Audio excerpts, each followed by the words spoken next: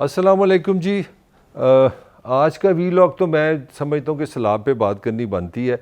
एक तो बड़ा अजीब हमारा मसला हो गया कि हमने पाकिस्तान में जो इन्फॉर्मेशन है वो कभी मैंने ये देखा ही नहीं है। हमारी सारी हुकूमतें या पूरा निज़ाम इसका ज़िम्मेदार है, जिस पे आज मैं बात करने जा रहा हूँ कि ये सैलाब है क्या चीज़। हमने सैलाब को अजीब उस पर एक काम शुरू कर देते हैं। कोई आ जाता है जी कि अल्लाह का अजाब है, एक आ जाता है जनाब हमने डैम नहीं बनाए। हो भाई तू PhD की थी, डैम तो पता है कुछ नहीं, जी डैम बना लेते तो सैलाब नहीं आना था जी। वो मौसमी असरात है, वो इमरान खान साहब ने भी फरमाया था कि जनाब ये मौसम ख़राब हो गया।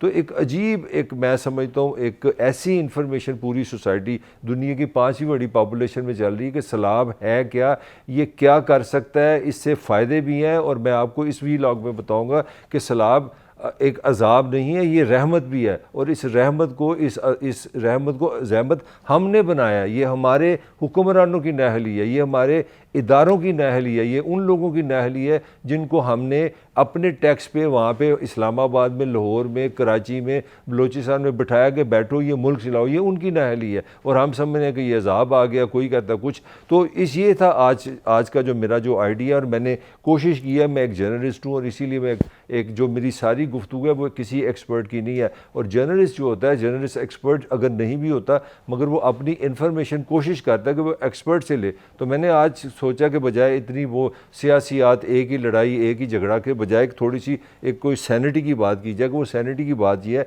जो मैंने टॉप वर्ल्ड एक्सपर्ट जिनसे बात की है उनसे जो मुझे इन्फॉर्मेशन मिली है वो मैं आप शेयर करना चाह रहा हूँ इस वीलॉग से कि हम असल में कहाँ फंसे हैं। मैं समझते हमारे यहाँ जिस चीज़ का सैलाब है वो जहालत है, हमारे यहाँ जो सैलाब है वो नाअहली का है, हमारे यहाँ जो सैलाब है वो हमें सूझबूझ की कमी है। इसी वजह से हमारा हर सैलाब जो है हम उसको अजाब बना देते हैं। तो 3-4 जो मोटी मोटी बातें मैं आपसे करना चाह रहा हूँ। सबसे पहले तो एक हमारा नुक्ता नज़र है कि हम फ़ौरन कहते हैं नहीं नहीं ये जी एक अजाब है, ये अल्लाह सुब्हाना तआला की वजह से आ रहा है। भाई मैं समझता हूँ ये मुसलमान को ये कहने का हक़ ही नहीं है। एक ऐसा मज़हब जिसका आगाज़ कुरान से, इकरा से होता है, सीख पढ़ने से बात शुरू होती है। और एक ऐसा मज़हब जिसमें ये कहा गया है कि चाइना जाओ, चीन जाओ, 1400 साल पहले कहा गया जाके इल्म हासिल करो। तो उस मज़हब में आप ये कह दें कि ये अल्लाह ताला हम पे नाराज़ है, तो मैं समझता हूँ ये अल्लाह ताला के साथ आप प्यार नहीं कर रहे, बल्कि अल्लाह ताला को फिर आप समझ नहीं सके। अल्लाह ताला ने हमें अक्ल दी है, सोच दी है, समझ दी है और हमें कहा है कि ये जो माशरा है, ये जो निज़ाम है, जो कुदरत है, ये दुनिया, ये कायनात है, ये तुम्हारे लिए, तुम इसको दिमाग से देखो। तो ये यहाँ से आगे चलते हैं। फिर एक दूसरा हमने पॉइंट ऑफ व्यू पकड़ लिया जी ये मौसमी तब्दीली है। तो भाई ये मौसमी तब्दीली ये 2022 है। ये मौसमी तब्दीली पिछले हफ्ते हुई है, 1 महीना पहले हुई है, 1 साल पहले हुई है, 5 साल पहले हुई है। इन्हीं इलाकों में एक हिस्टोरिक इससे 5 गुना हैवी जो सैलाब आया वो 1916 में रिकॉर्ड हुआ है, 1926 में रिकॉर्ड हुआ है। और ये सैलाब जो है अगर को हमारे पास हिस्ट्री हो, अगर कैमरे हो, अगर यूट्यूब हो, इस तरह की चीज़ें, तो अगर आप 1000 साल, 2000 साल, 3000 साल की सारी हिस्ट्री इन दरियाओं के निकालेंगे। मैं पाकिस्तान के इंडस सिस्टम की बात कर रहा हूँ क्योंकि हमारा जो सारा दरिया है वो सारे इंडस के साथ जुड़े हैं। तो मैं ये साबित कर सकता हूँ कि कोई सैलाब कोई नई चीज़ नहीं है, कोई नया फिनोमेना नहीं कि गर्मी बढ़ गई, सर्दी बढ़ गई, जी हमारे ग्लेशियर पिघल गए। ये भी एक कहते हैं ना बात को ट्रैक करने की वजह, क्योंकि असल वजह तो जो मैं पहले शुरू में कह चुका हूँ, ये सिर्फ़ और सिर्फ नाअहली हमारे सरकारी इदारों की है, हमारे हुक्मरानों की है, हमारे उन लोगों की है जिन्होंने हमारे लिए मनसूबाबंदी करनी है। क्योंकि उनको खाने पीने से फुर्सत हो, काम तो उन्होंने करना नहीं है, लिहाजा वो कभी अल्लाह की नाराज़गी पर डाल देते हैं, कभी मौसमी तब्दीली पर डाल देते हैं। और तीसरी चीज़ जो हो रहा है आजकल पाकिस्तान में, मेरे समेत हर बंदा जो है ना वो PhD है, एक आलम है। हर बंदा जो है, कोरोना आया था तो पूरे पाकिस्तान में अगर 22 करोड़ लोग थे तो 22 करोड़ डॉक्टर बन गए थे। जी आप अदरक खा लें, आप लहसुन खा लें, जी वो काली मिर्च में आप जवाब है। तो एक तो अजीब कल्चर पैदा हो गया ना कि सोशल मीडिया के आने से हर बंदा एक्सपर्ट बन जाता है। अब नई एक्सपर्ट ही शुरू हो गई, जी देखें जी कालाबाग डैम नहीं बनाया, फलां डैम नहीं बनाया। मैं ये आपको एक साइंटिफिकली बावसूख बात बता रहा हूँ। दुनिया के जितने भी पानी के, दरियाओं के एक्सपर्ट हैं वो इस नतीजे पे आए हैं। ये लफ्ज़ गौर से सुने कि रास्ता जो है दरिया का राइट ऑफ वे है, दरिया का रास्ता मत रोको, इससे कुदरत पूरा निज़ाम डिस्टर्ब होता है। और दुनिया में जितने भी सिविलाइज मुल्क हैं वो सोच रहे हैं कि हमने डैम नहीं बनाने, हमने दरियाओं के रास्ते नहीं रोकने। ये एक नेचुरल फिनोमेना होता है। दरिया बहते हैं, वो सांस है उनका, वो कभी बड़ा सांस ले लेते हैं, कभी छोटा सांस लेते हैं, कभी उनका पानी ज़्यादा आ जाता है, कभी पानी कम हो जाता है। This is very very normal. ये जो सैलाब हमने सैलाब डाला हुआ है, ये सारी हमारी नाअहली है, इसका कोई डैम से ताल्लुक़ नहीं है, इसका कोई मौसम से ताल्लुक़ नहीं है, ये सारी हमारी नाअहली है। अब आते हैं कि ये सैलाब किस तरह, ये जो इस वक्त की सिचुएशन है, हमारे यहाँ कोई ऐसा सिस्टम नहीं कि हम लोगों को पहले वार्निंग दे दें, बता दें। अब आप एक बच्चा ले लें किसी बड़े शहर में, उसके पास जो टेलीफोन है वो बता देता है कि अगले हफ्ते बारिश कब होनी है, 20 दिनों की बारिश क्या है, 1 महीने की प्रोडिक्शन क्या है। तो हमने कोई सिस्टम नहीं, हमारी रियासत ने, इस इदारों ने, हमारे हुक्मरानों ने रखा कि जनाब आप कोई सिस्टम बनाएं, आप बताएं कि इतनी बारिश हो रही है, फ़लाँ ग्लेशियर पिघल रहा है, वहाँ पानी है, वहाँ पानी 6 घंटे बाद वहाँ आएगा, 10 घंटे में बाद आएगा, कोई चक्कर ही कोई नहीं है। ठीक है, सैलाब आ गया, अल्लाह ताला ने भेज दिया, अब जनाब वो पंजाबी कहते हैं भुगतो, आप उसका सज़ा उठाएं। तो जो पाकिस्तान में सैलाब है, मैं आने लगा दूसरी जगह पे कि हमारे यहाँ सैलाब क्यों तबाही करी करता है। हमारे यहाँ सैलाब की तबाही और बर्बादी की वजह सैलाब नहीं है।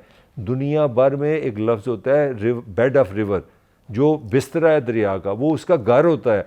वो अगर वो थोड़ा सा बह रहा है तो अगर उसका जो सारा बेड है, ये जिस तरह हम लोग अपने घरों में बेड पे सोते हैं, तो अगर हम उसमें 1 फुट पे हैं तो वो 5-6 फीट खाली पड़ा है, वो दैट इज़ योर बेड।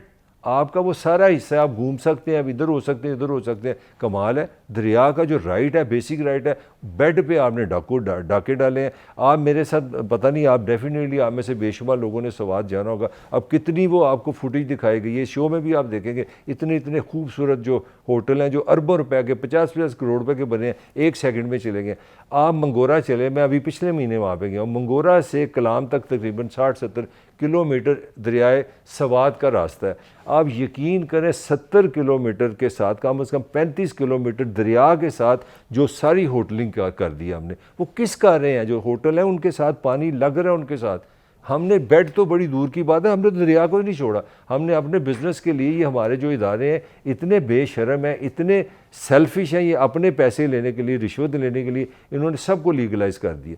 तो अब सारे रो रहे हैं जी बहरीन ख़त्म हो गया, सवात ख़त्म हो गया, कलाम ख़त्म हो गया, मंगोरा ख़त्म हो गया, वहाँ पे 4 सदा में बारिश पानी आ गया, फलां पानी आ गया। भाई पानी ने तो आना है, जब पानी ज़्यादा होगा तो वो बेड में जाएगा। तो बेड में तो आपने लोगों को रख दिया, आपने वहाँ पर आबादी कर दी है, वहाँ आपने होटल बना दिए हैं। जगह जगह पूरे पाकिस्तान में पैसे बनाने का एक ही तरीका है कि पहले मर्दों को बाहर भेजो, अमेरिका भेजो, सऊदी अरब भेजो, वो वहाँ पे मर्द अपना मेहनत करें, काम करें, वो पैसा भेजें। तो पैसे से हमने क्या करना है, हमने उनके लिए प्लाट खरीदने हैं। तो जहाँ जहाँ खाली जगह वो दरिया हो, हमने उसको प्लाट बना देने।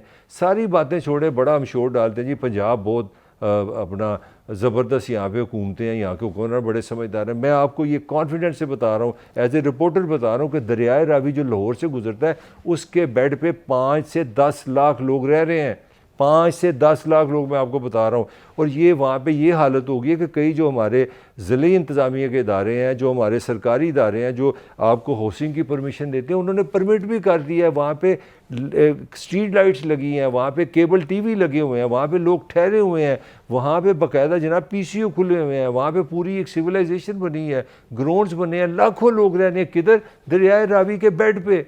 खुदा ना खासा अगर आज रात कोई 12 बजे, मैं आपको बता रहा हूँ, ये कितनी अजीब है, आपको बात बताने लगूँ, मगर हमने तो शोर डाली, सैलाब आ गया, सैलाब आ गया, आफत आ गई। और यार अगर आज दरियाए रावी पे जो प्योर पानी है, जो इस वक्त उसका ओरिजिनल पानी है, जो हमने 1960 में सिंध ताज के मुआहदे में इंडिया को मुफ्त में दे दिया, दरियाए रावी, जनरल यूब साहब की मेहरबानी है, बड़े फील्ड मार्शल बनते थे, आपने दरिया ही उनको दे दिए। तो उस साहब ने अगर ये पानी आज इंडिया छोड़े, जो तकरीबन यहाँ से कुछ किलोमीटर पे बैठा है हमारे साथ दरिया रावी, तो ये 10 लाख बंदों की सुबह जान के लाले पड़े होंगे। इस पूरी दुनिया में कल की ये सुर्खी हो सकती है कि अगर दरिया रावी का पानी आ गया तो 10 लाख लोगों की लाइफ खतरे में पड़ गई है। तो फिर आप इसको आफत कहेंगे, आप इसको सैलाब कहेंगे। और यार दुनिया का कौन सा ऐसा मुल्क है, दुनिया की कौन सा ऐसी रियासत है, दुनिया की कौन सी ऐसी इंतज़ामिया है जो दरिया के रास्ते में मकान बनाए, होटल बनाए, तो फिर बाद में मातम करे कि जनाब सैलाब आ गया, सैलाब आ गया। ये तो मैंने एक पॉइंट निकाला। दूसरा एक इससे भी सिंपल पॉइंट था,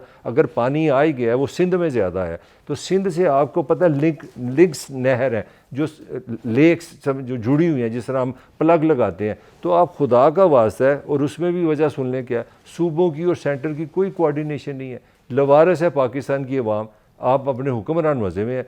तो जनाब अगर आप सिंध का यही पानी लिंक्स केनाल जो है, सिंध का पानी आप डालते झेलम दरिया में, झेलम से आप डालते चनाब के दरिया में, या चनाब से आप डालते रावी, तो यही जो पानी था अगर आप तकसीम कर देते तो इसने सिंध में वहाँ इस तरह पहुँचने नहीं था। कम से कम सिंध बचता, कम से कम सूत पंजाब में बचत होती। स्वात की मैंने आपको सूरत हाल बता दी है।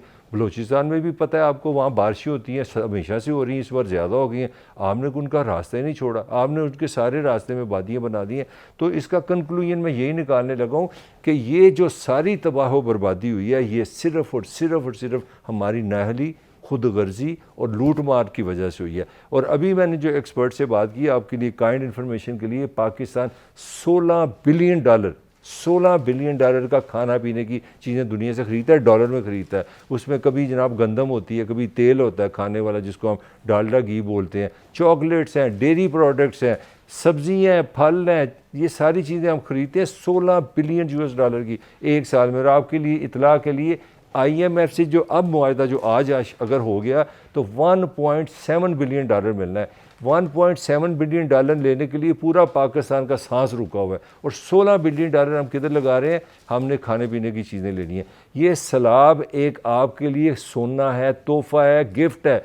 ये इसके साथ जो मिट्टी आती है वो क्रीम है, वो सारी खाद है, और इसका इफेक्ट कम से कम 5 साल रहना है। अगर ये पानी जो सैलाब आता है, ये अपने साथ जो मिट्टी लाता है, ये एक जरहेज़ कर देता है, सोने की ज़मीन कर देता है। और पाकिस्तान इस आज के आने वाले सैलाब से, अगर हमने वहाँ आबादियाँ ना रखी होती, अगर हमने रास्ते ना बनाए होते लोगों के, तो कोई तबाही नहीं होती थी। ये पानी आना था, पानी ज़मीन ने वापस चला जाना था, या उसने गीली हो जाना था। तो आप अगर थोड़े से भी अक्लमंद ये हमारे हुक्मरान होते तो ट्रैक्टर के हमें किस्तों के लिए पैसे देते, किस्तों पे कर्जे दे देते, बीज देते, और पाकिस्तान की 2-3 साल 5 साल तक जो पैदावार थी खाने पीने की, वो 2 गुना 3 गुना हो सकती थी। आप ये $16 बिलियन बचा सकते थे। और वर्ल्ड बैंक ने 2010 में ये खुद लिखा है, उनकी रिपोर्ट में था कि आप पाकिस्तान की जो आबादी हैं उनका रुख बदलें।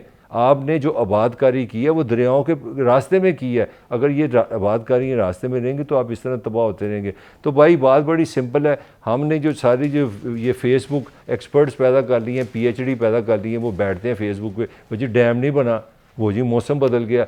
ये सारी मैं समझता हूँ नॉन साइंटिफिक बात है। सच ये है कि दरिया का रास्ता उसका हक़ है, उसको गुजरने दो। उसमें सैलाब भी आएंगे, वो कम भी पानी होगा, वो ज़्यादा भी होगा, उसमें आप आबादकारी ना करें तो ये आपको आफत नहीं आएगी। और जो एक्स्ट्रा पानी आता है, लास्ट टाइम ये भी वर्ल्ड बैंक की फिगर थी 2010 में, जो पानी आया था एक्स्ट्रा पानी, उसकी कीमत उन्होंने $10 बिलियन बताई थी। तो हमने, मेरा ख्याल है, हमने अपनी नालायकी, अपनी नाअहली और अपनी करप्शन से हर चीज़ को अज़ाब बना दिया है। उसी में ये पानी भी शामिल है। मैं इसको अज़ाब नहीं कहूँगा। बाकी इसके साथ मुझे इजाज़त दीजिए। अल्लाह हाफिज़।